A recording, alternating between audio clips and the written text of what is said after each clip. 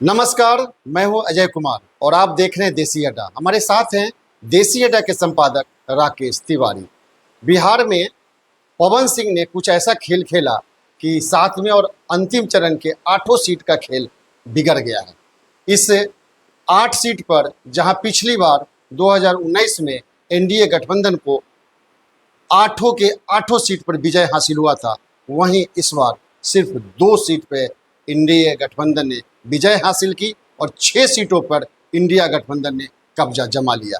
तो इन 8 सीटों का पवन सिंह के चुनाव में उतरने के बाद क्या है इसका साइड इफेक्ट, आइए जानते हैं राकेश तिवारी जी से।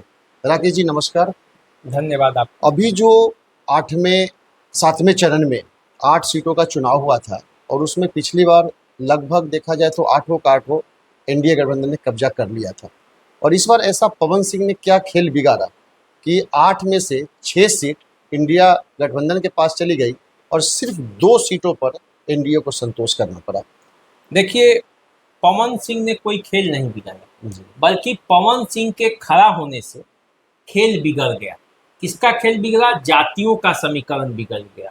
जातियों का समीकरण ऐसे बिगड़ा जैसे एनडीए पाले के जो वोटर थे वो इंडिया के पास चले गए गुस्सा में। गुस्सा क्यों हुए उसका भी कारण है, वो भी मैं आपको बताऊंगा। लेकिन सबसे पहले ये जान लीजिए कि जो कहा जाता है ना कि अंत भला तो सब भला, तो अंत ही भला नहीं हुआ एनडीए का, और सब भला हुआ।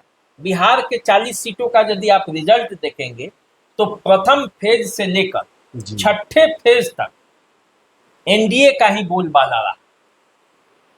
7वें चरण में जो 8 सीटों का मतदान था, उस 8 सीट में से 6 सीट इंडिया जीती, जबकि ये 8 के 8 सीट एनडीए के पाले के थे। यदि 8 सीट जीतती तो समझिए कि 38 सीटों पर पहुंच सकती थी। तो वो 8 सीट ही गड़बड़ हो गया। 7वां चरण और अंतिम चरण ही इंडिया गठबंधन को संजीवनी दे दिया। देखिए, इस 7वें चरण में कहां कहां चुनाव हुआ।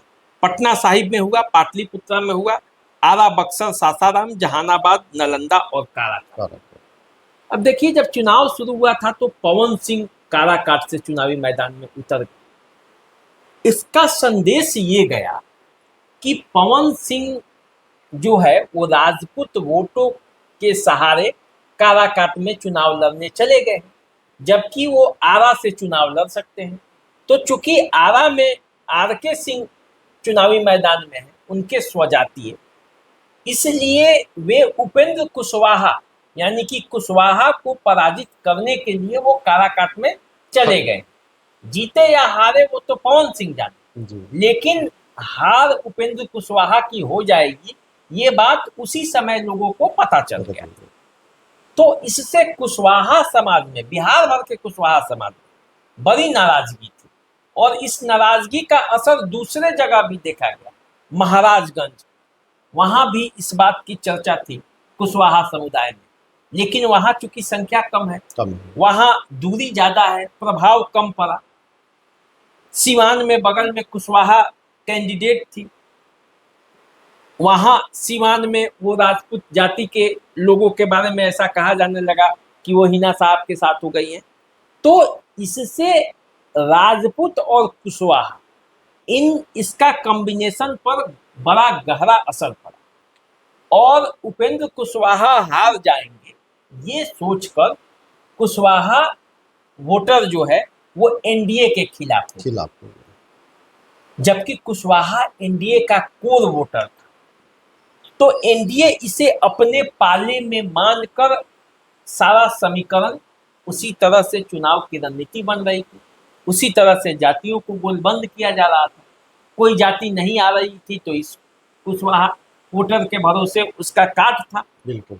लेकिन जैसे ही पवन सिंह चुनाव में खड़े हुए, उपेंद्र कुशवाहा के बारे में लगा कि वो उनको हरा देंगे, तब कुशवाहा जातियां जो हैं वो अलग हो गई, और कुशवाहा के अलग होने से क्या हुआ कि एक दो और जातियां अलग हो गई।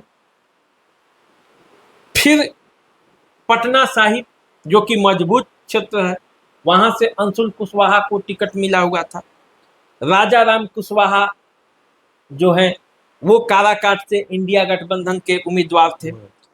तो इससे लगा कि कुशवाहा अपने ही प्रत्याशी को जिताए, बिल्कुल। और इसी का नतीजा हुआ कि काराकाट में आप देखेंगे कि जो कुशवाहा उपेंद्र कुशवाहा को वोट देने वाले थे वो अंतिम समय में राजा राम कुशवाहा के पक्ष में शिफ्ट हो गए, क्योंकि वहां उनको लगा कि मुस्लिम, यादव और सब अन्य जातियों का वोट जब माले का जुटेगा तो एक कुशवाहा का सीट यहाँ से निकल जाएगा, नहीं तो दो कुशवाहा लड़ जाएंगे और बीच से पवन सिंह निकल जाएंगे, तो पवन सिंह जीत जाएंगे, और पवन सिंह कुशवाहा को नहीं जीतना देना चाहते हैं, तो इसीलिए इनको हर कीमत पर हराना है, ये कुशवाहा ने तय किया जी। और जब यहाँ पे ऐसा हुआ तो कुशवाहा ने क्या किया कि वोट उस चरण में अंत तक ऐसा लगा कि मान जाएंगे राजपूत, पवन सिंह के पाले में नहीं जाएंगे तो हम पलट जाएंगे, लेकिन ऐसा हुआ नहीं।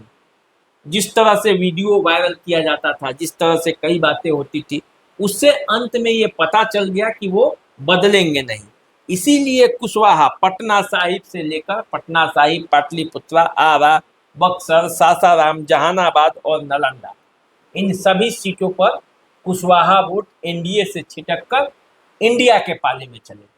तो आप समझिए कि 40-30 हजार वोट भी इधर से छिटके और उधर जुड़े तो वो डबल मार्जिन करता है। इधर का वोट उधर गया तो इधर तो कम हो गया, उधर बढ़ गया, तो वो डबल मार्जिन और ऐसा कहा भी जाता है कि कुशवाहा सिर्फ अपनी ही जाति के लोगों को वोट देते हैं। हाँ, ये अपने जाति के देते हैं, लेकिन यदि पवन सिंह नहीं खड़े होते और उपेंद्र कुशवाहा की जीत की वो रहती तो वो एनडीए में ही रहते। अब देखिए नालंदा में कितने कम वोटों से जीत हार हुआ है, मैं उसे कम वोट ही मानता हूँ, क्योंकि नालंदा नीतीश कुमार का गृह जिला है, तो नालंदा में भी कुशवाहा वोट कौशलेंद्र कुमार को वोट नहीं किए होंगे, ये आप तय मानिए।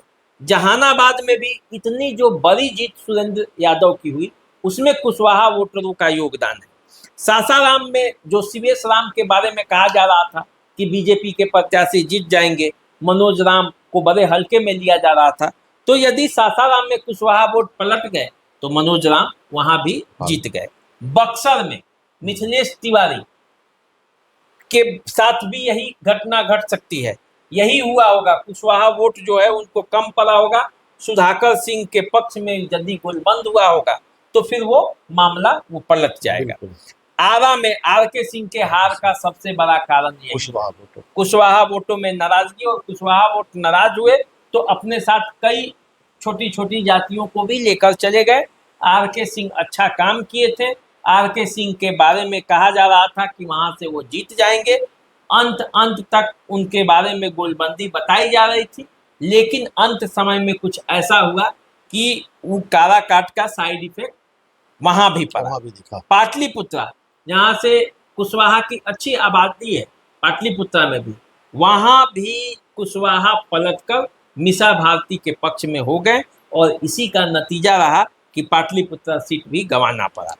पटना साहिब जहाँ से कुशवाहा थे ही, तो अंशुल अभिजीत कुशवाहा के पक्ष में कुशवाहा वोट गोलबंद हुआ, लेकिन चूंकि पटना साहिब में अन्य जातियों का, चूंकि शहरी क्षेत्र है, बिहार का सबसे सुरक्षित क्षेत्र मानकर चलिए बीजेपी का, जहां वैश्य समुदाय का अच्छा खासा वोट है, कायस्थ समुदाय का अच्छा खासा वोट है, बीजेपी का कैडर वोट है, तो रविशंकर प्रसाद से नाराजगी के बावजूद ये सीट और कुशवाहा के वोटों के देने के बावजूद भी ये सीट निकल पाई।